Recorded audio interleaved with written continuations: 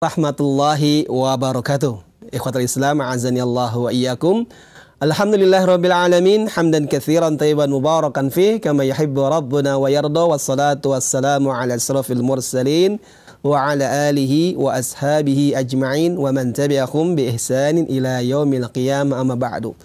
Ikhwatul Islam, a'azani Allah wa iyyakum, para pemerhati roja dimanapun antum berada di kesempatan malam hari ini.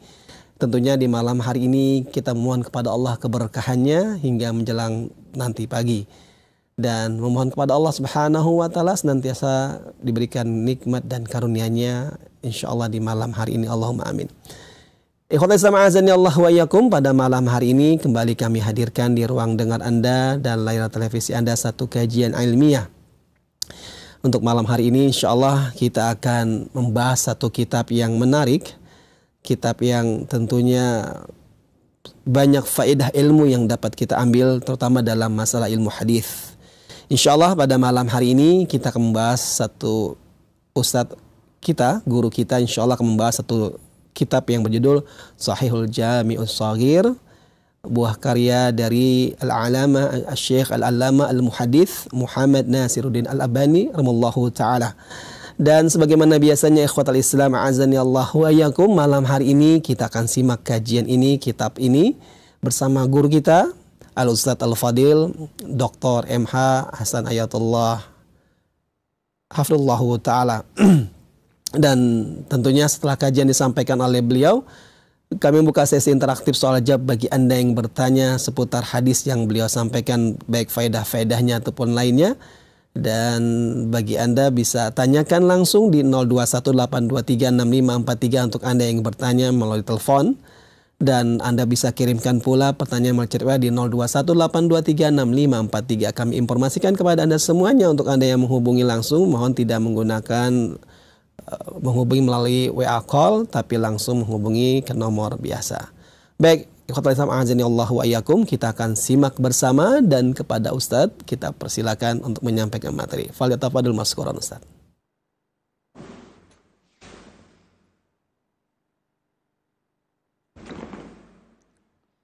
Baik, bismillah. Alhamdulillahirabbil alamin. Wassalatu wassalamu ala al-mab'uts rahmatan lil alamin. نبينا محمد وعلى آله وصحابته والتابعين ومن تبعهم بإحسان إلى يوم الدين. يا أيها الذين آمنوا اتقوا الله حق تقاته ولا تموتن إلا وأنتم مسلمون. يا أيها الناس اتقوا ربكم الذي خلقكم من نفس واحدة وخلق منها زوجها وبث منهما رجالا كثيرا ونساء واتقوا الله الذي تساءلون به والأرحام إن الله كان عليكم رقيبا. يا أيها الذين آمنوا اتقوا الله وقولوا قولا سديدا يصلح لكم أعمالكم ويغفر لكم ذنوبكم ومن يطع الله ورسوله فقد فاز فوزا عظيما. أما بعد, kaum muslimin dan muslimat, pemirsa Roja TV, pendengar radio Roja, dan seluruh kaum muslimin yang mengikuti pengajian ini, semoga Allah Azza wa Jal memberi kita kekuatan dan taufik untuk memakmurkan hari-hari ini, 10 hari pertama bulan Dzulhijjah. Dan kita berharap Allah memberi kita taufik agar menjadi orang yang bisa memanfaatkan hari-hari ini untuk beribadah kepada Allah. Dan kita pernah mendengar Nabi sallallahu alaihi wasallam berdoa setiap habis salat, mewasiatkan kepada Mu'adz radhiyallahu an dengan memberi muqaddimah agar lebih diperhatikan. Wallahi ya Mu'adz, inni la uhibbuk, usika ya Mu'adz. Wahai Mu'adz, demi Allah aku cinta kepada engkau, maka jangan engkau tinggalkan setiap habis salat untuk engkau doakan, engkau panjatkan kepada Allah. Allahumma a'inni ala dzikrika wa syukrika wa husni ibadatik. Ya Allah, aku minta pertolonganmu dalam menunaikan ibadah yang baik, zikir, dan bersyukur kepada engkau. Menunjukkan bahwa sepandai orang dalam menunaikan ibadah, ketika dia tahu dalil dan berupaya untuk ikhlas, membersihkan tujuan ibadahnya, kalau bukan karena pertolongan Allah, susah seseorang untuk melaksanakan ibadah. Maka kita minta pertolongan kepada Allah dalam masalah ibadah ini, betul-betul kita menjadi orang yang sukses. Dan pengajian ini kita juga berharap menjadi salah satu amal ibadah kita yang bisa memakmurkan 10 hari pertama ini. Sebagaimana yang dulu pernah disampaikan sebagian masyayikh waktu di Madinah ketika belajar di perkuliahan, lalu ada sebagian mahasiswa seperti biasa mengatakan, ya Syekh, kita ini sudah di 10 hari pertama bulan Dzulhijjah, sebentar lagi musim haji. Alangkah baiknya kita bersiap untuk musim haji, kita libur saja, atau kita belajar dikurangi, tidak terlalu banyak seperti hari-hari biasanya. Maka Syekh mengingatkan, justru 10 hari pertama bulan Dzulhijjah yang diperintahkan untuk ibadah ini, kita bisa manfaatkan untuk belajar. Apalagi yang dipelajari adalah hadis. Maka justru ini merupakan ibadah yang mulia di antara ibadah utama lainnya. Kaum muslimin rahimana wa rahimakumullah. Seperti yang disampaikan tadi, kita bersyukur kepada Allah setelah selesai mengkhatamkan kitab Muqaddimah Sahih Muslim, maka biiznillah mulai malam hari ini kita akan memulai kitab hadis yang berbicara tentang semua pembahasan dalam syariah, dalam kebiasaan maupun kategori penulisan para ulama menyusun hadis Nabi sallallahu alaihi wasallam. Mereka memiliki berbagai cara dan metodologi. Sebagian ulama dan terutama para mutaqaddimun, para ulama hadis dulu, mereka mengumpulkan berbagai riwayat dengan sanad dengan jumlah besar, dan ini yang dikenal kemudian menjadi buku-buku induk dan referensi utama seperti Al-Ummahatus Sitt, ya, 6 buku rujukan utama dalam hadis: Sahih Bukhari, Sahih Muslim, Sunan Abi Dawud, Tirmidzi, Nasa'i, Ibnu Majah. Kemudian ada Musnad Imam Ahmad, ada Muwatta Malik, kemudian ada Sunan Darimi, kemudian ada lagi Musannafat, Musannaf Abdul Razzaq As-San'ani, kemudian Musannaf Ibn Abi Shaybah, kemudian ada pula sunan lainnya, Sunan Sa'id bin Mansur, kemudian ada Al-Muntaqa Ibn Al-Jarud, kemudian ada Mu'jam Al-Kabir Lit-Tabarani, Mu'jam Al-Awsat. Kemudian ada beberapa tulisan yang dikhususkan untuk memfasilitasi kitab-kitab itu agar diketahui apakah sahih atau tidak. Maka ditulislah buku-buku tentang berbagai biografi para ulama dari sejarah wa ta'dil. Apakah kuat hafalannya, pantaskah dipelajari ilmunya, seperti yang kita pelajari, ada kaitannya dengan yang kita sebutkan dalam Muqaddimah Sahih Muslim, ya. Ada buku rijal namanya, ada Tarikhul Kabir karya Al-Bukhari, ada At-Tabaqat Al-Kubra di Muhammad bin Sa'ad, kemudian ada Al-Majruhin karya Ibn Hibban, Al-Thiqat karya beliau juga, ada Al-Kamil fi Du'afa'ir Rijal Ibn Adi, dan buku lainnya yang berkaitan dengan masalah Rijalul Ahadits, para perawi hadis. Kemudian ada juga buku yang disusun untuk memberikan pemahaman, penjelasan, dan faedah yang dikandung dalam lafaz-lafaz hadis yang dikenal dengan kutubus syuruh, buku-buku yang menjelaskan. Maka ada Fathul Bari dalam mensyarah Sahih Bukhari, kemudian ada A'lamul Hadis yang ditulis Al-Khattabi, juga syarah Sahih Bukhari. Ada juga syarah An-Nawawi namanya Al-Minhaj, syarah Muslim Ibn Al-Hajjaj, syarah Sahih Muslim Ibn Al-Hajjaj untuk mensyarah Sahih Muslim. Ada Aunul Ma'bud karya Al-Azim Abadi dalam mensyarah Sunan Abi Dawud, dan seterusnya.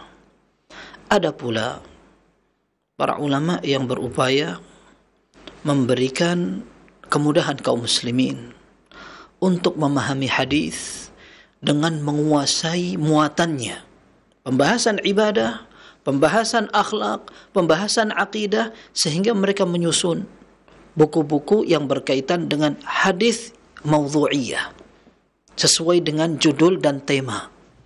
Di antaranya Kutubul Ahkam, buku yang menjelaskan tentang dalil fikih halal haram. Contohnya Bulughul Maram.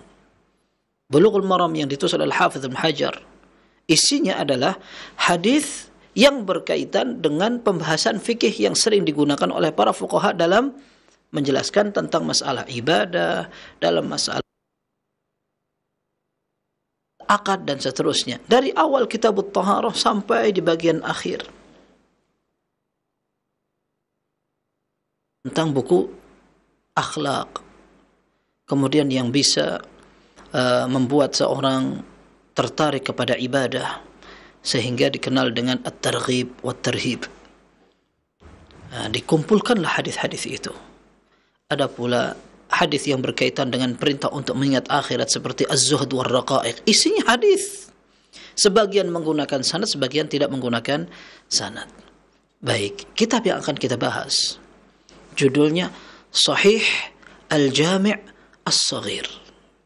Asalnya adalah karya Al-Hafidh As-Suyuti rahimahullah. Al-Hafidh As-Suyuti, beliau meninggal tahun 919. Beliau ini dikenal dengan Sahibul Qalam As-Sayyal. Jadi seorang penulis handal dan memang banyak sekali karyanya. Sampai disebutkan dalam beberapa biografi, beliau ini memiliki sampai 1000 tulisan, karya tulis ilmiah. Karena memang rajin dalam menulis dan ilmu yang luas dan dalam. Beliau ini memiliki kumpulan hadis-hadis yang banyak. Ketika beliau menjadi seorang ulama yang bisa dikategorikan mutaakhirin, salah satu murid dari Al-Hafidh Ibnu Hajar. Al-Hafidh Ibnu Hajar meninggal tahun 852, sementara beliau meninggal tahun 911. Beliau dilahirkan di tahun 849. Sehingga ketika wafat, usia beliau sekitar 62. Namun karya beliau banyak sekali. Dimanfaatkan oleh kaum muslimin hingga saat ini, diterima, kemudian dipelajari. Dan kita bayangkan bagaimana seorang alim memiliki tulisan, kemudian tulisannya dipelajari oleh murid-muridnya, bahkan kaum muslimin yang berganti abad dari berbagai generasi. Kira-kira tanpa didoakan saja, pahala mengalir menjadi ilmu yuntafa'u bihi, ilmu yang bermanfaat. Maka wallahu a'lam, bisa jadi ini menjadi salah satu tanda keikhlasan mereka, bermanfaatnya ilmu mereka. Tidak perlu kita doakan saja, maka manfaat itu mengalir dan mereka akan mendapatkan pahalanya. Nah, kita pun berharap seperti itu. Bagaimana para ulama menulis, mengajarkan, mengamalkan. Kita meniti jalan mereka. Al-Hafidh As-Suyuti rahimahullah, karya hadis beliau banyak, di antaranya seperti Tadribur Rawi dalam ilmu mustalah, dalam ilmu Al-Quran memiliki kitab Al-Itqan fi Ulumil Quran. Kemudian dalam tafsir beliau kita sering dengar ada tafsir Al-Jalalain. Ini karya beliau, dan ada satu Jalaluddin lain namanya Jalaluddin Al-Mahalli. Nah, yang beliau tulis sendiri ada juga Ad-Durrul Manthur fi Tafsir bil Ma'thur. Ini dicetak dalam sekitar 12 jilid. Ya. Kemudian beliau juga punya buku tentang bahasa, Al-Ashbah wan Nadhair. Ya, termasuk beliau juga memiliki kitab yang sedang kita akan bahas. Nah, beliau ini seorang Arab, seorang bermadhab Syafi'i. Beliau dilahirkan di daerah Mesir. Suyuti sendiri dinisbatkan kepada sebuah daerah namanya Suyut atau Asyut, bisa dikenal dengan Asyut. Maka beliau juga dikatakan Suyuti, dikatakan Asyuti, karena memang ini merupakan salah satu bagian daerah di negeri Mesir, bahkan sekarang menjadi satu provinsi, wallahu alam. Ada kampus namanya juga kampus Asyut. Nah, beliau ini dilahirkan di sana, dan subhanallah ayahnya wafat di usia 6 tahun. Tetapi seperti kondisi para penuntut ilmu di zamannya, hal itu tidak membuat beliau mundur, kendor, dan juga patah arang. Justru beliau semangat untuk mulai belajar. Di usia itu beliau menghafal Al-Quran, bahkan menghafal Alfiyah Nahwu. Kemudian beliau mulai membaca kitab-kitab dalam mazhab Syafi'i seperti Minhajut Talibin karya Al-Imam An-Nawawi. Lalu beliau mulai memperdalam, mulai membaca kepada guru-guru, kemudian sampai mendapatkan kepercayaan, mulai diberikan izin untuk mengajar di usia yang masih belia. Beliau mulai bisa menyampaikan ilmu di Masjid Jami', ada istilah namanya Jami' Asy-Syaikhuni kalau tidak salah, itu disebutkan dalam biografi beliau. Ada sebuah masjid besar, beliau diizinkan untuk memberikan pelajaran kepada kaum muslimin ketika usia beliau baru 18 tahun, ketika memang keilmuannya menjadi sesuatu yang tidak diragukan. Ijazah, kemudian persaksian dari para alim di zaman itu. Nah, beliau ini menulis karya yang banyak. Di antaranya beliau memiliki kumpulan hadis-hadis. Karena banyaknya sampai dikatakan Al-Jami' Al-Kabir. Kumpulan yang sangat besar dari hadis-hadis Nabi sallallahu alaihi wasallam, atau disering juga dikenal dengan Jam'ul Jawami'. Ya. Setelah itu beliau ingin meringkas agar mudah untuk dipelajari kaum muslimin. Maka beliau pilih beberapa hadis, diringkas dari hadis yang tadi Al-Jami'ul Kabir itu, akhirnya dikasih nama Al-Jami' As-Saghir. Ya, kumpulan hadis-hadis yang lebih kecil daripada kumpulan hadis yang besar tadi. Tapi meskipun Al-Jami' As-Saghir kecil begini, tapi jumlahnya ada lebih dari 10.000 hadis, 10.000 hadis. Ya, lebih dari 10.000 hadis. Ya, akan tapi beliau katakan bahwa hadis ini aku sengaja untuk meringkas dari karyaku sebelumnya Al-Jami' Al-Kabir. Dan beliau memang sengaja membuat tulisan ini mudah dengan cara meringkas hadis yang disebutkan. Beliau tidak menyebutkan hadis yang panjang, meskipun sebagian hadis ini panjang seperti hadis yang keempat. Akan tetapi beliau lebih ingin agar hadis yang beliau sampaikan ini mudah dicerna, dipelajari, sehingga yang dipilih adalah hadis-hadis yang rata-rata pendek atau beliau ringkas. Kemudian beliau susun bukan seperti kebiasaan para ulama, disesuaikan urutan pembahasan fikih. Air, bejana, kemudian tata cara bersuci, kemudian mulai tayamum, lalu salat, lalu dan seterusnya. Tidak. Beliau menyusunnya dengan cara memulai sesuai urutan huruf hijaiyah. Dimulai dari hadis-hadis yang diawali dengan huruf alif atau hamzah. Baru setelah itu dilanjutkan dengan hadis-hadis yang diawali dengan huruf ba dan seterusnya. Ini memang unik, seperti daftar isi. Akan tapi para ulama mereka memiliki karakter khusus dalam tulisan mereka. Kita tinggal menikmati karya-karya mereka. Buku ini diterima oleh kaum muslimin, dipelajari dan banyak yang membaca. Bahkan ditulislah syarah-syarah, termasuk di antaranya adalah syarah yang sangat dikenal. Penulisnya namanya Al-Munawi dalam Faidul Qadir. Ya, Faidul Qadir fi syarhi hadithi Al-Bashir An-Nadhir. Karena kitab yang kita bahas ini adalah Al-Jami' As-Saghir min hadithil Bashirin Nadhir. Ya, kumpulan hadis yang sedikit atau yang kecil kata penulisnya dari hadisnya seorang Rasul sallallahu alaihi wasallam, pemberi kabar gembira dan pemberi peringatan. Ya. Nah, kemudian hadis ini ketika banyak kaum muslimin mempelajari, Syekh Albani rahimahullah beliau mengatakan sangat sayang ketika hadis ini bercampur antara yang sahih dengan yang tidak sahih. Bahkan sebagian hadis ini, meskipun Al-Imam Al-Hafidh As-Suyuti berupaya untuk menyebutkan hadis-hadis yang tidak sampai lemah sekali, akan tetapi beliau juga ternyata menyebutkan pada beberapa tempat hadis ini memang ada yang lemah sekali. Maka kata Al-Syekh Albani rahimahullah, aku ingin agar manfaat ini lebih besar, sehingga aku ingin meneliti, menelaah dari tinjauan sanad.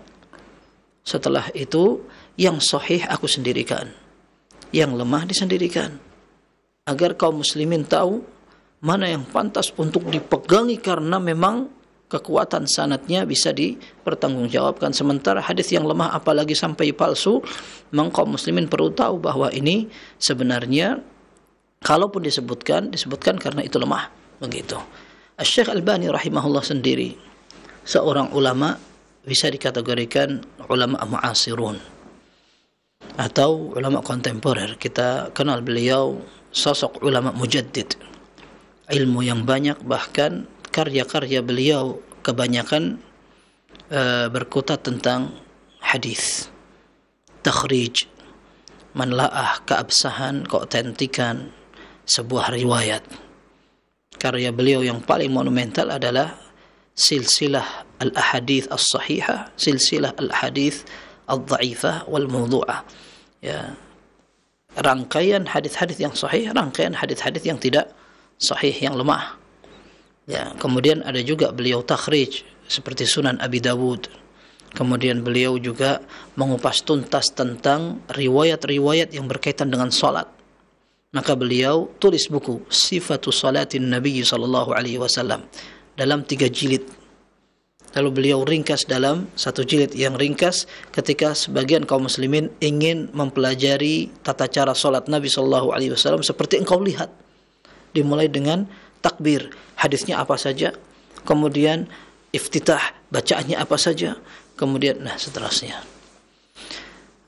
Syekh Albani rahimahullah, beliau adalah orang asing sebenarnya. Kita katakan asing, bukan orang Arab seperti namanya. Syekh Al-Albani dinisbatkan kepada Albania yang artinya Spanyol, dan memang beliau orang Spanyol aslinya. Bahkan beliau tinggal di daerah ibu kota Spanyol di zaman itu. Beliau dididik oleh ayahnya sendiri. Kalau orang bilang Syekh Albani ini hanya orang yang hanya belajar dengan otodidak, tidak pernah punya guru, ini karena tidak kenal kepada beliau. Beliau ini justru seorang yang sekalipun tidak banyak masyayikhnya, tidak seperti As-Suyuti rahimahullah yang disebutkan dalam biografinya gurunya sampai 300 orang. Kalau kita hitung memang dari sejak kita SD atau bahkan TK atau sebelum TK sampai kita lulus S3 atau yang lebih dari itu, kemudian kita kajian, kita diskusi, kita anggap mereka semua adalah guru kita, barangkali tidak sampai 300. Tapi kita lihat bahwa para ulama mereka memiliki nafas yang panjang dan kesabaran yang luar biasa dalam belajar, sehingga guru mereka, tulisan mereka, bacaan mereka, hafalan mereka sudah seolah-olah memang kita jauh dari mereka. Akan tetapi Syekhul Albani rahimahullah, beliau pun menerapkan metode yang diterapkan para ulama ketika belajar kepada orang terdekat. Ayah beliau seorang ulama dalam mazhab Hanafi. Beliau belajar di daerah Turki, kemudian pulang ke daerah asalnya di daerah Spanyol, Albania. Kemudian setelah itu beliau merasa bagaimana kondisi sekuler yang sangat keras dan kelihatan sekali, sampai disebut oleh Syekh Albani rahimahullah bagaimana wanita muslimah di daerah Spanyol dilarang untuk menggunakan jilbab. Ini kata ayahnya, ini bahaya, ini keluargaku. Sekarang kita pindah. Akhirnya Syekh Albani cerita dengan kata-kata yang ini aku sampaikan kepada sejarah, bahwa saya bersyukur kepada Allah, kemudian berterima kasih kepada orang tuaku, dan saya ucapkan selamat kepada semua anak orang tuaku ketika orang tua kita mengajak kita pindah tempat. Syekh Albani diajak pindah oleh ayahnya dan semua keluarganya ketika beliau masih di usia SD ke tanah Arab, daerah Syam, tepatnya di daerah Damaskus, Suriah. Dan beliau katakan, ana bersyukur kepada Allah yang tidak bisa dihitung sama sekali. Bagaimana setelah aku tinggal di daerah Spanyol, kemudian pindah ke negara Arab, Damaskus, sehingga aku bisa menggunakan bahasa Arab, lalu aku bisa belajar semua turath atau berbagai ilmu agama dalam Islam setelah pindah di situ. Sehingga kalau kita mendengarkan kajian-kajian Syekh Albani, kita betul-betul merasakan bagaimana logat itu kental dengan logat daerah Syam. Karena memang dari kecil di sana beliau. Ketika beliau akhirnya dimasukkan ke sekolahan tingkat SD, orang tuanya merasa kurang mantap. Enggak, anak pengen ajarin sendiri. sehingga cukup SD, setelah itu digembleng oleh ayahnya sendiri, sehingga Al-Quran selesai dari ayahnya, kemudian mazhab Hanafi diselesaikan kepada ayahnya. Bukan hanya itu, beliau diarahkan kepada, beliau cerita sendiri, Syekh Albani, akhirnya aku diarahkan ke teman ayahku, seorang ulama dalam mazhab Hanafi. Dan memang beliau belajar fikih mazhab Hanafi karena memang daerah itu kebetulan memang banyak orang-orang Eropa sampai sekarang, mereka banyak yang menganut mazhab Hanafi, seperti juga orang-orang Pakistan, India dan sekitarnya. Yang jelas Syekh menganut mazhab Hanafi, belajar dari seorang alim mazhab Hanafi namanya Sa'id Al-Burhani waktu itu, menghatamkan beberapa kitab dalam mazhab Hanafi. Selesai kemudian belajar dari seorang syekh namanya Muhammad Raghib Al-Halabi. Bisa dikatakan syekh itu merupakan salah satu senior dalam ulama di kala itu. Beliau belajar bahasa, ya, Al-Quran, tajwid dari ayahnya, kemudian belajar bahasa dari orang-orang situ, dan dalam mazhab Hanafi dari ulama mazhabnya. Lalu setelah itulah beliau mulai mempelajari ilmu hadis. Beliau tinggal atau sempat berangkat ke daerah Hijaz, dan beliau tertarik setelah beliau membaca beberapa tulisan beberapa ulama Mesir yang menuliskan tentang ilmu hadis. Intinya beliau akhirnya memberikan hidupnya untuk ilmu hadis, bukan hanya sekedar karena Nobel. Beliau mendapatkan Nobel Malik Faisal kalau tidak salah dalam khidmah atau memperjuangkan ilmu muslimin, paham dan melek, kata orang sekarang, tentang ilmu hadis, bahwa hadis itu ada yang sahih dan ada yang tidak sahih. Begitu.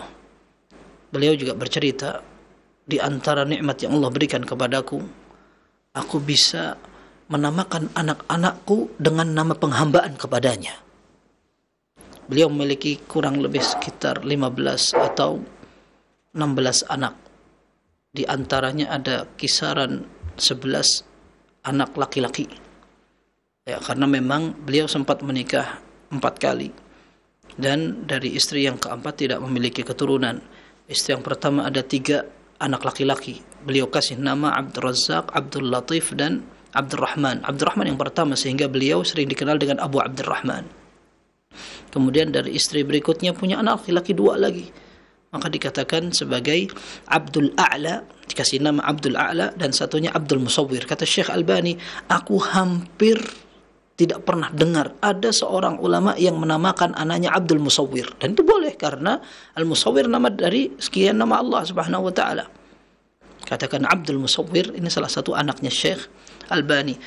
Kemudian ketika beliau ke daerah Hijaz di Madinah, beliau punya anak lagi laki-laki, baru dikasih nama Muhammad. Setelah itu beliau punya anak lagi, maka dinamakan Abdul Muhaimin, ya. Dan beliau juga punya beberapa anak perempuan seperti Asia, Anisa, Salama, dan beberapa. Yang jelas ini sekelumit tentang Syekh Albani rahimahullah.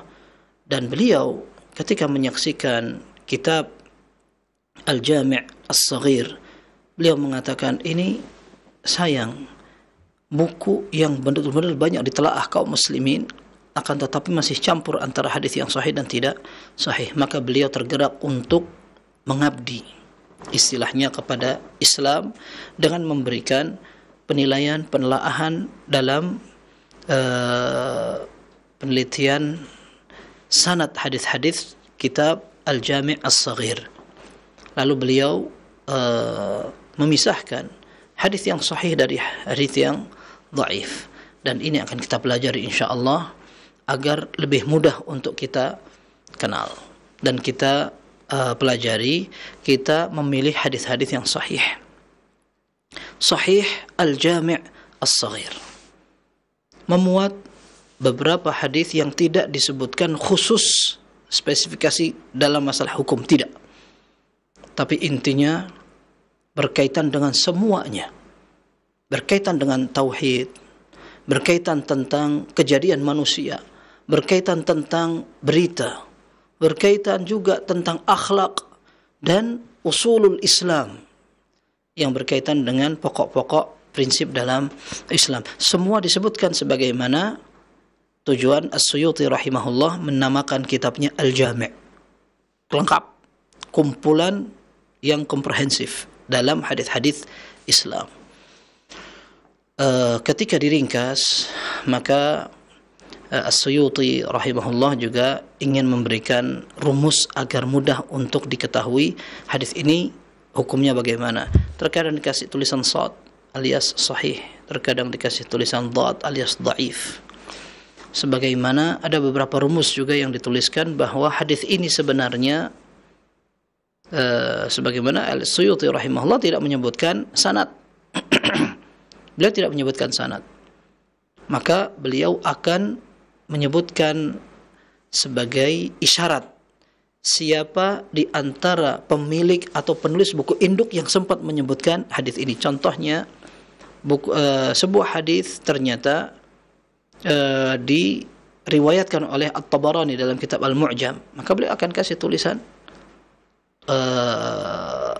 Tabarani Tab, misalkan kalau tidak salah Tab, ya, Tabarani fil Awsat kalau tidak salah, fi Mu'jam Al-Kabir.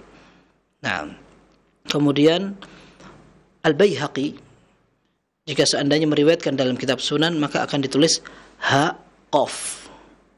Kalau seandainya Al-Baihaqi meriwayatkan sebuah hadis dalam kitab lain, maka tetap dalam kitab Jami' Shaghir ditulis singkat tapi di belakang saya tulis hab. Contohnya Al-Baihaqi meriwayatkan dalam Syu'abul Iman. Nah, kalau seandainya hadis itu ternyata diriwayatkan oleh Abu Dawud, kasih tulisan dal. Ternyata diriwayatkan oleh An-Nasa'i tulisan nun, dan seterusnya. Dan ini juga akan dipraktekkan oleh Syekh Albani rahimahullah ketika sebuah hadis sahih ternyata misalkan As-Suyuti rahimahullah tidak menyebutkan ini siapa yang riwayatkan, maka beliau akan tambahi. Beliau akan tambahi di tulisan misalkan mim. Hadis ini terus diriwayatkan oleh Imam Muslim dan seterusnya. Sehingga insyaallah kita akan pelajari contohnya beberapa hadis ini dan seterusnya biiznillah kita akan mengkaji hadis-hadis yang sahih ini dengan melihat bahwa hadis ini sangat singkat, ringkas, tapi syarat dengan muatan makna sekaligus rumus-rumus yang tadi sudah disebutkan. Baik, biiznillah kita akan pelajari 3 hadis yang disebutkan pada kitab Sahih Al-Jami' As-Saghir. Hadis yang pertama kita lihat dari harful alif, ya. Dalam kitab harful alif disebutkan hadis yang pertama, ati babal jannah fa astaftih, aku mendatangi surga. Ini Rasul sallallahu alaihi wasallam yang bersabda. Rasul sallallahu alaihi wasallam bersabda, aku akan mendatangi pintu surga. Fa astaftih, maka aku akan minta agar pintu surga itu dibuka. Al-Munawi rahimahullah dalam kitab Faidul Qadir beliau mengatakan hadis ini menunjukkan berbagai kandungan faedah. Ketika beliau mengatakan ati, kata Al-Munawi ini seorang ulama Mesir, orang Arab asli dan ahli bahasa. Beliau menukil dari berbagai referensi bahasa juga. Beliau mengatakan, kenapa menggunakan ati? Ati itu artinya aku datang. Dalam bahasa Arab yang lain ada kata-kata aji, aku juga datang. Tetapi disebutkan bahwa al-ityan, sebuah kedatangan yang disertai dengan ketenangan, kata beliau. Dalam bahasa Arab seperti itu. Orang datang bisa jadi dengan terburu-buru, atau datang karena memang mau tidak mau harus datang, atau dia datang dengan tenang, dengan sesuai suka dan pilihannya, dan dia tidak takut sama sekali. Maka digunakanlah kata-kata ini, kata Al-Munawi rahimahullah. Babal jannah, disebutkan dalam beberapa riwayat bahwa pintu surga ini memang besar. Sebagian menyebutkan terbuat dari emas, kemudian pegangannya dari perak. Sekalipun sebagian hadis-hadis itu memang juga ada yang perlu diperbincangkan sanadnya. Fa astaftih, maka aku minta agar pintu itu dibuka. Kata Al-Munawi rahimahullah dalam Faidul Qadir, dia mengatakan ini ada isyarat bahwa beliau ini sebenarnya yakin akan dibukakan. Beliau tidak akan datang kemudian mengatakan tolong dibukain. Tidak, akan tetapi beliau memang sudah tahu orang pertama yang akan diizinkan untuk masuk ke dalam surga. Beliau sudah tahu. Sehingga beliau ketika sampai di situ, beliau minta agar dibukakan pintu itu. Dan ini juga menunjukkan bahwa di dalam surga ada malaikat yang menjaga pintunya. Baik. Dalam hadis ini disebutkan, fayaqulul khazin, maka penjaga pintu surga akan mengatakan, al-khazin adalah sang penjaga.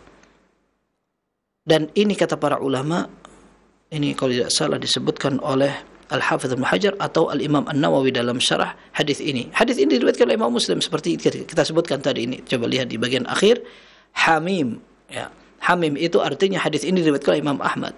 Sahih berarti hadis ini memang sahih. Kemudian mim ini adalah rumus untuk Imam Muslim dalam sahihnya dari sahabat Anas. Adapun as-sahihah 774 ini adalah tulisan yang disebut oleh Syekh Albani rahimahullah. Aku telah mentakhrij hadis ini dalam kitab silsilah al-hadits as-sahihah. Kalau mau secara lengkap tahu tentang pembahasannya, silahkan merujuk pada kitab saya yang itu, kata Syekh Albani. Tapi ini sekarang al-khazin adalah penjaga surga. Tidak ada dalil yang menunjukkan dengan sanad yang sahih bahwa penjaga pintu surga namanya Ridwan. Ada riwayat-riwayat tapi lemah. Adapun yang sahih adalah ini. Ini hadis dalam Sahih Muslim ini. Hadis ini terdapat dalam Sahih Muslim, tidak dikatakan selain al-khazin. Begitu. Al-Imam An-Nawawi rahimahullah, beliau mengatakan, fayaqulul khazin, maka sang penjaga mengatakan, penjaga itu berapa? Kalau dilihat dari konteksnya ada alif lam, berarti penjaga itu hanya satu. Tetapi wallahu a'lam, pintu surga tidak terbatas dan penjaganya juga tidak terbatas. Di antara dalil yang disebutkan adalah hadis yang sahih ketika Nabi sallallahu alaihi wasallam menyatakan, man anfaqa zawjaini fi sabilillah du'iya min abwabil jannah ya abdallah, hadza khair. Dalam Sahih Bukhari. Dalam Sahih Bukhari, Nabi SAW menyatakan barang siapa yang bisa menggabungkan dua amal soleh sekaligus, maka dia akan dipanggil dari pintu surga. Wahai hamba Allah, ini adalah kebaikan. Baik, dalam beberapa riwayat disebutkan lafaznya, man anfaqa zawjaini fi sabilillah da'athu khazanatu al-jannah. Dia akan dipanggil oleh para penjaga pintu surga. Khazanatu al-jannah. Khazanah artinya jamak dari khazin. Ya, sehingga ini menunjukkan bahwa penjaga pintu surga ini banyak. Tetapi mungkin saja yang paling gede, yang paling senior atau yang paling dijadikan terhormat adalah satu orang. Dan ini pantas ketika yang masuk adalah Rasul sallallahu alaihi wasallam sebagai Sayyidul Bashar, maka yang menyebut adalah sayyidnya para malaikat, para penjaga pintu itu. Fayaqulul khazin, maka yang menjaga bertanya, man anta, siapa engkau? Fa'aqulu Muhammad, maka aku akan mengatakan aku adalah Muhammad. Nah, ini beliau dengan ketawaduannya mengatakan namanya. Dan sempat disebutkan oleh Al-Munawi, Rasul sallallahu alaihi wasallam mengatakan nama tapi tidak mengatakan saya, ana. Ada sebuah hadis yang melarang itu. Ketika kita datang ke satu rumah orang, kemudian orangnya bertanya siapa di luar, lalu kita bilang ini saya. Maka Nabi SAW marah, ana gitu. Nah, artinya ketika Nabi SAW ketika mendengar ada orang ditanya kamu siapa, lalu dia mengatakan saya ini, Maka Nabi SAW ingkari, ana sebutkan namanya, begitu. Ibnul Jauzi rahimahullah sempat mengatakan, saya adalah kata-kata yang mengesankan kesombongan, seolah ini saya, semua orang kenal, tidak perlu saya sebutkan nama saya, begitu. Meskipun tidak secara mutlak, karena Nabi SAW pun pernah beliau mengatakan, ana sayyidu waladi Adam wala fakhr, aku adalah seorang pemimpin manusia dan aku tidak sombong dalam menyebutkan ini. Sehingga kata-kata ana ini tidak bagus kalau seandainya diiringi atau mengesankan kesombongan dan kelebihan diri. Ya, Rasul sallallahu alaihi wasallam sampai menyebutkan dirinya dengan nama Muhammad. Fayaqulu bika umirtu alla aftaha li ahadin qablak. Maka penjaga pintu surga mengatakan, untuk mulah aku diperintahkan Allah Subhanahu wa taala untuk membukakan, dan aku tidak boleh membuka pintu ini sebelum kamu datang. Ini disebutkan ketika Rasul sallallahu alaihi wasallam menyebutkan Muhammad, tidak ada yang ragu bahwa Muhammad ini adalah nama hamba Allah yang banyak sekali. Akan tetapi tidak terjadi kebingungan di sini karena para malaikat tahu siapa Muhammad yang dimaksud. Muhammad Rasul sallallahu alaihi wasallam pernah juga datang ke peristiwa Isra dan Mi'raj, sehingga tidak perlu dipanjang lebarkan Muhammad siapa dan seterusnya. Dan di sini menunjukkan tentang fadilah Rasul sallallahu alaihi wasallam ketika beliau menjadi orang pertama yang akan masuk surga. Baik, dalam riwayat ini dikatakan fa astaftih, aku minta agar dibukakan pintu. Bagaimana caranya membukakan pintu? Apakah teriak? Tidak. Nabi sallallahu alaihi wasallam dalam sebuah hadis yang sahih oleh Imam Bukhari dan Muslim, beliau mengatakan, ana awwalu man aqra'ul bab. Ya, ana awwalu man yaqra'u babal jannah. Aku adalah orang pertama yang akan mengetuk pintu surga. Sehingga ini merupakan kelebihan yang lebih jelas. Rasul sallallahu alaihi wasallam minta dibukakannya dengan cara mengetuk pintu. Ini Muhammad sudah datang. Dan ternyata para malaikat tahu, sehingga mereka membukakan pintu untuk beliau sallallahu alaihi wasallam. Baik, terkadang beliau akan keluar untuk menyelamatkan umatnya, dan para ulama mengatakan ini tidak bertentangan dengan hadis ini, karena bisa jadi beliau masuk ke dalam surga, nanti mungkin keluar lagi, kemudian masuk lagi, dan seterusnya. Intinya hadis ini menunjukkan keutamaan Rasul sallallahu alaihi wasallam, kemudian adanya surga, dan orang beriman akan Allah balas dengan surga. Kemudian yang ketiga, surga ini memiliki pintu dan ada penjaganya. Al-Munawi rahimahullah mengatakan, kadang ada orang iseng berpikir, kenapa harus dijaga? Bukankah penjagaan itu untuk mengantisipasi barang hilang? Sementara di surga enggak bakal ada yang dikhawatirkan seperti itu. Maka beliau mengatakan tidak perlu difikirkan seperti itu, dan bisa jadi tugas para malaikat adalah untuk memberikan hak-hak setiap penghuni surga. Tapi yang jelas ini menunjukkan keistimewaan setiap orang beriman yang bisa masuk ke dalam surga ketika mereka diizinkan untuk masuk ke dalam surga. Dalam sebuah firman Allah dikatakan, jannatin mufattahatil lahumul abwab, surga yang pintu-pintunya terbuka. Sebagian ulama mengatakan maksudnya pintu-pintu rumah atau pintu-pintu istana atau pintu-pintu yang memang setelah mereka masuk ke dalamnya terbuka, sehingga mereka mudah untuk keluar masuk, kemudian mereka berbahagia menikmati yang ada di dalamnya. Semoga kita termasuk orang-orang yang Allah masukkan ke dalam surga. Baik, ini hadis yang pertama. Hadis yang kedua yang disebut oleh Syekh Albani rahimahullah, akhiru ma adraka an-nasu min kalamin nubuwwatil ula idza lam tastahi fasna' ma syi'ta. Yang paling akhir didapatkan oleh manusia dari warisan perkataan para nabi yang dulu-dulu, kalau kamu tidak malu, silahkan engkau lakukan sesukamu. Hadis ini sebenarnya disebutkan dalam Sahih Bukhari. Ya, di sini disebutkan sahih. Ya. Kemudian dikatakan Ibnu Asakir fi tarikhihi, yakni hadis ini disebutkan oleh Ibnu Asakir dalam tarikh. Ada tarikh Dimashq, tarikh Damaskus, ditulis oleh Ibnu Asakir. Ya, di situ ada kumpulan hadis-hadis yang disebutkan juga dengan sanad dari sahabat Abu Mas'ud Al-Badri radhiyallahu anhu. Tetapi sebenarnya hadis ini ada dalam Sahih Bukhari.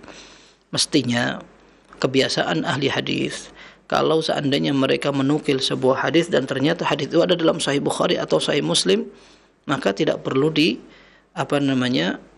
arahkan ke referensi lain lagi. Karena tujuan seseorang mengetahui kedudukan hadis itu untuk diamalkan dan diketahui hadis sahih apa enggak, begitu. Tapi bisa jadi lafaz akhiru ma adrakan nas ini memang ada di dalam referensi itu. Dalam Sahih Bukhari dikatakan inna mimma adrakan nasu min kalamin nubuwatil ula. Sungguhnya di antara warisan yang didapatkan oleh kaum muslimin atau manusia dari perkataan para nabi sebelumnya. Kata Ibnu Rajab rahimahullah dalam Syarah Arba'in Nawawiyah, beliau mengatakan ini menunjukkan bisa jadi ini menjadi tulisan pedoman para nabi sebelum Rasul sallallahu alaihi wasallam, dan itu diturunkan, diwariskan menjadi kaidah bersama yang disepakati manusia. Idza lam tastahi fasna' ma syi't. Kalau kamu tidak malu, silahkan lakukan aktivitas itu. Ibnu Rajab mengatakan hadis ini bisa dipahami dengan dua makna. Makna yang pertama adalah makna celaan. Kemudian makna yang kedua adalah makna sesungguhnya. Gimana makna sesungguhnya? Makna sesungguhnya itu idza lam tastahi fasna' ma syi't, artinya kalau kamu melakukan tindakan yang memang tidak pantas untuk dilakukan dengan rasa malu, maka silahkan, bebas aja. Contohnya misalkan engkau ingin berjalan pagi, kenapa harus malu? Karena itu memang tidak memalukan, silahkan dilakukan. Kalau engkau akan makan dengan makanan yang halal, dari orang lain engkau bayar, dan itu adalah hal yang biasa, tidak memalukan, silahkan dilakukan. Ini arti sesungguhnya, kata Ibnu Rajab rahimahullah. Sedangkan makna pertama adalah makna yang memberikan isyarat menjelekkan. Dan ini mungkin diperintah, tapi perintahnya ngancam. Contohnya bagaimana? Idza lam tastahi fasna' ma syi't. Kalau kamu enggak malu, ayo coba kerjakan, begitu. Ini ada hal yang serupa seperti dalam firman Allah, i'malu ma syi'tum innallaha bima ta'maluna basir. Innahu bima ta'maluna basir. Ayo kalian kerjakan sesuai dengan keinginan kalian. I'malu ma syi'tum innahu bima ta'maluna basir. Tapi ingat, sungguhnya Allah Maha melihat apa yang kalian kerjakan. Artinya, kalau kamu enggak malu, ayo kerjakan, tapi siap untuk menanggung risiko dan konsekuensi. Seperti itu. Jadi ini adalah sebuah celaan dalam bentuk ancaman. Idza lam tastahi fasna' ma syi'ta. Atau ada bentuk sebuah berita kayak kaidah. Tapi sama aja, kaidah ini menunjukkan sesuatu yang dicela. Contohnya, idza lam tastahi fasna' ma syi'ta. Artinya biasanya yang melakukan ini adalah orang yang sudah hilang rasa malunya. Kalau ada tindakan yang memalukan, tapi tetap dilakukan, biasanya yang melakukan itu adalah orang yang sudah hilang urat malunya, kata orang kayak begitu. Nah, ini juga bisa dipahami seperti itu. Idza lam tastahi fasna' ma syi'ta. Ini ada hadis yang serupa kata Ibnu Rajab seperti hadis man kadzaba alayya muta'ammidan falyatabawwa maq'adahu minan nar. Barang siapa yang sengaja berdusta atas nama aku, hendaklah dia memboking tempat di neraka. Ini kata Nabi sallallahu alaihi wasallam. Ini sebuah berita. Orang yang berdusta sengaja atas nama aku, dia seolah-olah sudah dipersilahkan untuk booking tempat di neraka. Ini berita, tapi berita ini memang memuat sebuah celaan dan semacam ancaman juga, begitu. Nah, hadis ini juga demikian, dan ini penting. Ketika malu ini menjadi bandrol, menjadi ukuran kebaikan akhlak seseorang. Dan kita lihat ketika kaum muslimin, atau mudah-mudahan tidak seperti itu, tetapi masyarakat yang sudah kehilangan rasa malu atau berkurang drastis rasa malunya, kemungkaran itu dilakukan terang-terangan di depan orang, entah berjoget, orang berumur, tidak lagi perhatikan moral, di depan khalayak melakukan itu. Kenapa? Malunya hilang. Meskipun yang melakukan banyak, tetapi rasa malu yang sudah hilang bersama ini menjadikan maksiat semakin banyak. Bahkan para ulama mengatakan, malu itu apa? Malu itu secara bahasa artinya seorang menahan dan istilahnya inkifaf, nahan, tidak mau. Istilahnya juga disebutkan sebagian ulama, dinukil oleh Al-Hafidz Ibnu Hajar, orang tidak mau dicela orang gara-gara salah dalam bersikap. Itu juga rasa malu. Dan malu adalah sebuah sikap yang membuat orang tidak mau melakukan tindakan jelek. Itu adalah rasa malu. Maka di dalam syariat, al-haya'u syu'batun minal iman. Rasa malu merupakan bagian dari keimanan seseorang. Ketika seseorang memiliki rasa malu, maka untuk menjadi orang yang hati-hati. Selama 40 tahun dia malu untuk berdosa. Dia rem setiap akan bermaksiat. Setelah itu Allah ilhamkan dia rasa wara' atau kehati-hatian dalam bersikap. Artinya malu ini bisa menghilangkan, menghindarkan seseorang dari sikap yang berbahaya, baik untuk orang lain atau minimal dari diri sendiri, urusan dunia maupun urusan akhirat. Dan kita lihat bagaimana kemungkaran, bahkan moral yang hilang. Kita kalaupun tidak membicarakan tentang syariat, kita membicarakan juga tentang sesuatu yang sepakat di tengah masyarakat. Mengambil harta orang lain, merampas, atau bahkan wal'iyadzubillah, hal-hal yang sampai merusak nama baik juga dilakukan ketika rasa malu itu hilang. Semoga Allah jaga kita semuanya dengan keistimewaan rasa malu ini. Baik, ini hadis yang kedua. Kemudian hadis yang ketiga, qala sallallahu alaihi wasallam, akhiru man yuhsyaru ra'iyani min Muzainata yuridanil Madinah. Orang yang paling terakhir akan dibangkitkan kemudian dikumpulkan pada hari kiamat. Ini berbicara tentang akhir zaman, berbicara tentang hari kiamat. Adalah ra'iyani min Muzainah. 2 orang penggembala dari Muzainah. Dalam beberapa riwayat disebutkan bukan dua-duanya dari Muzainah. Yang satu dari Muzainah, yang satu dari Juhainah. Ya. Yuridanil Madinah, mereka datang kota Madinah. Yan'aqani bi ghanamihima. 2 orang penggembala ini teriak saking bingungnya dengan hewan gembalaan dan kambing-kambing mereka. Fayajidaniha wuhusha. Mereka masuk ke kota Madinah, menjelang masuk ternyata Madinah ini sudah menyeramkan. Tidak ada orang sama sekali. Tidak ada orang sama sekali.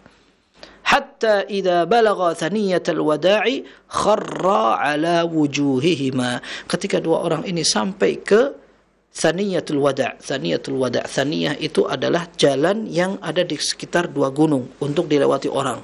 Ada gunung terjal, kemudian ada jalan yang dilewati. Itu namanya Thaniyah. Thaniyatul Wada' adalah tempat yang menuju ke arah Syam kalau dari Madinah. Dikatakan demikian karena kebanyakan orang ketika melepas kepergian keluarga mereka akan berdagang atau mau menuju daerah Syam, mereka lepas sampai daerah itu. Nah, ketika 2 orang ini sampai ke tempat ini, belum masuk Madinah ini, ternyata mereka sudah tersungkur mati. Hadis ini berkaitan dengan akhir zaman. Ya, disebutkan oleh An-Nawawi rahimahullah dalam syarah Sahih Muslim, karena hadis ini sebutkan, coba kita lihat di sini, ya, ada tulisannya sahih, ya kan? Ada tulisannya sahih.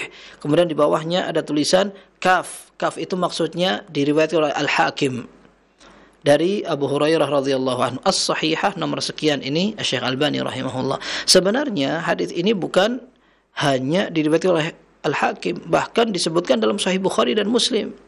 Ya, hadis ini diriwayatkan dalam Sahih Bukhari dan Muslim dengan lafaz yatrukunal Madinah. Semua orang akan meninggalkan Madinah. ala khairi ma kanat, padahal Madinah waktu itu dalam kondisi yang paling enak, dalam kondisi subur, orang-orang makmur di situ, tapi kebanyakan orang akan keluar dari kota Madinah. Ini ada kerugian. Ini sebuah kerugian, dan Al-Imam Al-Bukhari rahimahullah memberi judul hadis ini dengan orang-orang yang tidak suka dengan tinggal di kota Madinah. Rugi. Hanya karena ingin mendapatkan kemegahan dunia, atau mungkin yang lebih menarik, akhirnya mereka keluar dari kota Madinah misalkan. Rugi sekali gitu. Tapi nanti akan terjadi itu. Maka disebutkan oleh Rasulullah SAW, yatrukuna al-Madinata ala khairi ma kanat, mereka akan tinggalkan Madinah padahal Madinah waktu itu dalam kondisi yang enaknya dipakai. La yakhshaha illa al-awafi, tidak ada yang masuk ke kota Madinah kecuali hanya beberapa binatang yang membutuhkan makanan. Disebutkan yuridu awafiyas sibai wat thair, yang akan masuk kota Madinah cuman burung dan binatang-binatang buas. Untuk apa? Untuk cari makan di situ. Dan ternyata Madinah sampai kosong, sepi, tidak ada orang satu orang pun tidak ada. Bahkan dalam sebuah riwayat dikatakan, dalam sahih, entah sahih Muslim atau sahih Bukhari, dikatakan la yatrukunnal Madinah, sungguh mereka akan meninggalkan Madinah sampai Madinah kosong. Fayadkhulu adh-dhi'b, maka akan ada seekor serigala masuk. Faya'wi 'indal masjid atau 'inda sawaril masjid atau 'indal mimbar, dia akan mengaum-ngaum di tembok masjid atau bahkan di mimbarnya. Nggak ada orang. Nggak ada orang nanti di kota Madinah itu, di terakhir sekali, di akhir zaman. Di akhir zaman sudah tidak tersisa, semuanya sudah meninggal. Maka disebutkan dalam hadis ini, thumma yakhruju ra'iyani min muzainata yuridanil Madinah, lalu orang terakhir makhluk Allah yang bernama manusia beriman, yang paling terakhir ini keluar dari Muzainah. Mereka pengen datang untuk masuk ke kota Madinah. Dalam riwayat yang lain, Hafidz Ibnu Hajar cerita, yang satu dari Juhainah, yang satu Muzainah, ketemu. Maka saling bertanya, ainan nas, orang di mana? Enggak tahu. Maka mereka mengatakan, ayo kita ke Madinah. Ketika sampai Madinah, ternyata fawajaduha wuhusha, ternyata mereka dapatkan Madinah pun juga sudah menjadi buas. Wuhush itu seperti binatang yang tawahas menjadi buas. Artinya Madinah sudah tidak ditempati. Sebagian ulama mengatakan wuhush itu artinya khalin, kosong. Tidak ada orang sama sekali. Dalam kondisi bingung, kemudian khawatir, dan bingung goncang. Bayangkan tidak ada orang sama sekali. Dikala itu tinggal mereka berdua saja, sampai mereka teriak. Dikatakan hatta idza balagha, mereka mengatakan yan'iqani bi ghanamihim, mereka sampai teriak, enggak ada orang lagi. Sampai hatta idza balagha thaniyatal wada', sampai ketika mereka di tempat itu, ini dalam Sahih Bukhari dan Muslim, kharra ala wujuhihima, mereka akhirnya mati juga. Dalam sebuah riwayat dikatakan Allah utus malaikat kemudian dicabut dua orang ini sampai akhirnya mati di tempat itu. Baik, dalam hadis yang tadi kita pelajari dikatakan akhiru man yuhsyar, orang yang pertama akan digiring, dikumpulkan. Kata Al-Hafidz Ibnu Hajar dan juga Imam An-Nawawi rahimahullah, pembicaraannya berkaitan dengan hari kiamat. Hari kiamat itu orang akan dikumpulkan setelah mereka dibangkitkan. Tetapi yang diceritakan di sini adalah dua orang yang dimatikan. Karena ceritanya ketika mereka masih di dunia dimatikan. Tetapi korelasinya adalah ketika orang itu diwafatkan menjadi orang terakhir, maka nanti pada hari kiamat mereka juga menjadi orang terakhir yang akan dikumpulkan.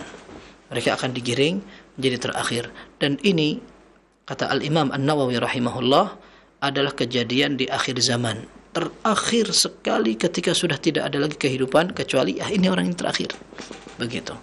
Dan memang tidak disebutkan apakah orang ini adalah orang beriman atau tidak beriman, karena sejelek-jelek orang yang pernah Allah ciptakan di muka bumi adalah orang yang menyaksikan bagaimana kiamat terjadi. Dan semoga kita termasuk orang-orang yang beriman dan diselamatkan dari segala penampilan yang menyeramkan. Dan yang penting bagaimana seorang husnul khatimah. Hadis-hadis ini adalah wahyu. Nabi SAW sampaikan ketika beliau masih hidup. Sampai sebagian sahabat ketika bertanya, dijelaskan oleh Rasul SAW, nanti Madinah betul-betul akan dibiarkan kosong sampai tidak ada orang sama sekali. Lalu ada sebagian sahabat mengatakan, ya Rasulullah, berarti siapa yang akan memakan tumbuhan-tumbuhan atau makanan-makanannya? Maka Nabi SAW mengatakan al-awafi. Al-awafi artinya adalah hewan-hewan yang memang datang untuk mencari makanan pokoknya, seperti itu. Tapi yang jelas ini merupakan tanda kenabian ketika beliau sampaikan sesuatu yang belum terjadi. Tapi seorang muslim meyakini ini pasti akan terjadi. Maka sebaik-baik orang adalah yang bisa mempelajari lalu memperbaiki dan berbekal. Perbedaan orang beriman, mereka adalah orang yang memiliki rambu-rambu, lalu dia bersiap dan berhati-hati. Sementara kita tahu bahwa hari kiamat pasti akan terjadi, mau orang tahu atau tidak tahu, percaya atau tidak percaya. Semoga Allah Azza wa Jalla menguatkan iman kita, memperbaiki hidup kita, dan Allah ridha kepada kita. Yang dapat kita pelajari mudah-mudahan bermanfaat. Wallahu a'lam, sallallahu wasallam wa barak ala abdihi wa rasulih Muhammad wa alihi wa sahbihi ajma'in, walhamdulillahirabbil alamin.